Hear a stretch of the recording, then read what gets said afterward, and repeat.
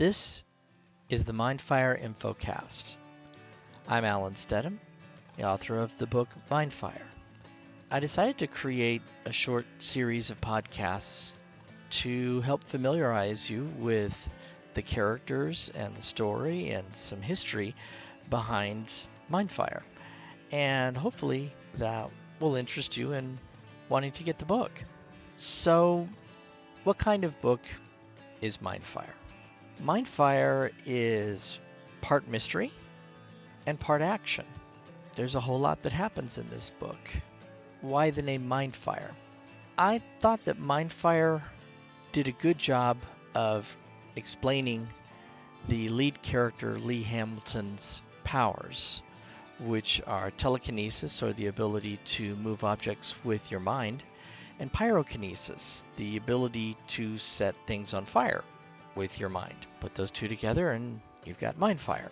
But this is not just a straight up superhero book putting on costumes, people running around and saying silly things like, "I'll stop you, villain." It's actually a lot more true to life, if you will. People in fairly normal situations, but then because there's powers involved, the way people express themselves with these abilities, really it's like you can imagine this as anybody with, say, a particular athletic ability or music ability, speaking ability, leadership ability, people who stand out and how they use their talents to be able to do good or bad in the world. And the same is true for the characters in MINDFIRE. Now, who are the main characters? Well, I've already mentioned Leah Hamilton. She's the lead protagonist. There's also her best friend, and at the start of the story, her boyfriend, Josh Manning.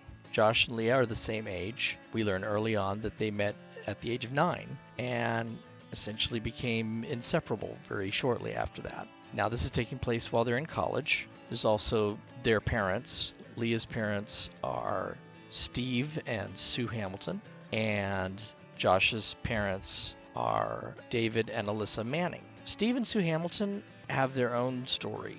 They used to be part of a superhero team, so there's a whole lot going on there, but they're not superheroes anymore. Now, David and Alyssa Manning are just normal people.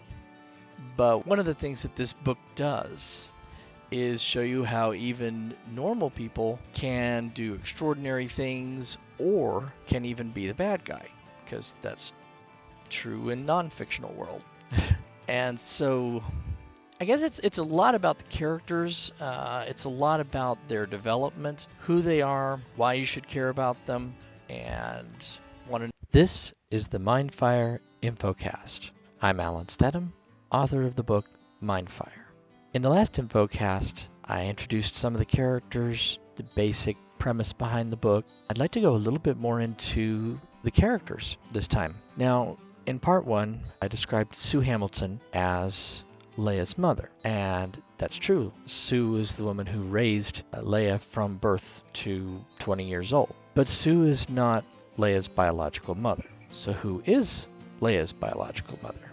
Well, that's one of the mysteries in the story. And the character who is her mother also has powers and is not a very nice person. In addition to that, Sue and Steve do have a biological daughter together named Tanya, who is 5 years younger than Leia. Tanya has a very interesting supportive role that grows throughout the story.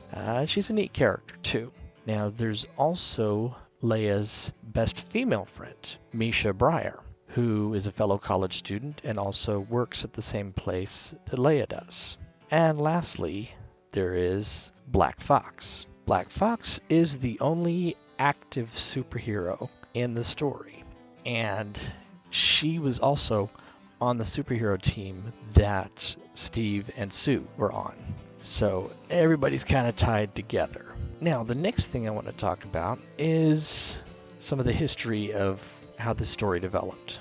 This was originally a comic book story that I wrote back in 1980. I was a kid at the time, but I had taken such an interest in comic books that I decided I wanted to try and make one of my own. And that original series was called The Armen. That's ARMEN. Kind of like X-Men, although they had nothing to do with each other. Now, that's where the characters came from in this, and actual storylines. I took some of those storylines and reimagined them and repurposed them for this story, making some modifications, making some changes so that it would be relevant for today. So this is literally a novelization of some of those comic elements, and they work well in book form with the changes that were made. So we'll go a little bit more into the specifics in the next Infocast. Thanks for listening. This is the MINDFIRE Infocast. I'm Alan Stedham, author of the book MINDFIRE. This Infocast I'm calling The Story Within the Story.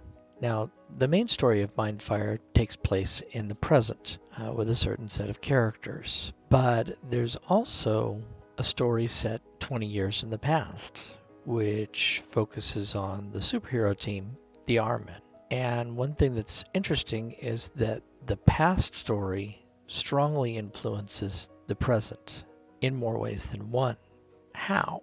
Well, I don't want to give too many spoilers, but there was a reason why the superhero team disbanded, and the events that led to that affect all of the characters and come back to be kind of a haunting or stickler point in the present.